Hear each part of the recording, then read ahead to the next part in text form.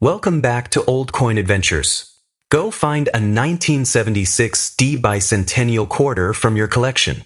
Now look closely at the lettering, because that ordinary-looking quarter in your hand could be hiding a detail most people would never notice. Today, we're uncovering the 1976 Bicentennial Quarter double die obverse, and I'll show you exactly what to look for, how to tell a genuine double die from a normal quarter, and how to avoid confusing valuable die doubling with common machine doubling. But don't leave yet, because before this video ends, we'll reveal what a genuine example has sold for at auction, what a high-grade PCGS certified example can be worth, where you can get your quarter professionally authenticated, and where you can sell it if you've actually found the real thing.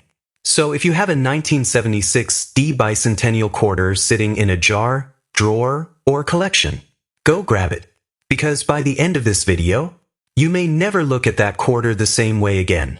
Now, let's get to the detail you've been waiting for. If you're holding a 1976 Bicentennial Quarter right now, turn it to the front, because this is where the real clue is hiding. On the 1976 double die obverse FS 101, collectors look closely at three important areas. First, look at the word Liberty. The doubling can be especially noticeable around the R, where a secondary impression creates visible separation. Look at In God We Trust.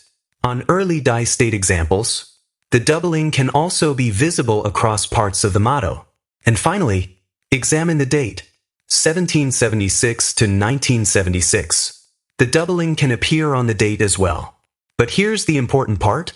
You aren't simply looking for letters that look blurry or doubled. The separation has to match the characteristics of the recognized variety. That's what makes this different from ordinary machine doubling. Machine doubling can create a flat, shelf-like appearance. But a genuine double die has characteristics that were created in the die itself. So if your quarter shows unusual doubling, don't immediately assume you found the rare one. Compare the exact details, and if they look promising, have the coin professionally authenticated. Now, we come to the question that probably brought you here. How much could this quarter actually be worth? First, remember that a normal 1976 Bicentennial Quarter is extremely common. Most ordinary examples are not worth thousands of dollars. The value changes dramatically when you're dealing with the recognized double die variety, especially the FS 101, and especially when the coin is in exceptional condition. One of the strongest documented examples, a 1976 Bicentennial Quarter DDO FS 101, graded MS 66 by PCGS, sold at Heritage Auctions in May 2023 for an incredible $8,400. Think about that, 25 cents, turning into $8,400 because of a rare die variety and exceptional condition. But don't make the mistake of assuming your quarter is automatically worth $8,400. The grade, the strength of the doubling, the exact variety, and professional authentication all make a major difference.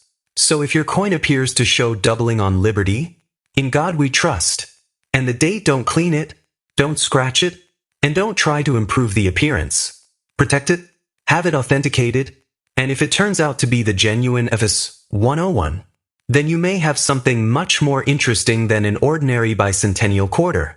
And when it comes time to sell, you can consider established auction companies such as Heritage Auctions, Great Collections, or Stack's Bowers, where serious collectors can compete for certified examples. That's the real lesson of this coin. Millions of 1976 Bicentennial Quarters were made. But finding the right variety, in the right condition, is what can completely change the story. So before you spend that old Bicentennial Quarter, take another look, because the difference between 25 cents and a potentially valuable collector coin could be hiding in the smallest detail.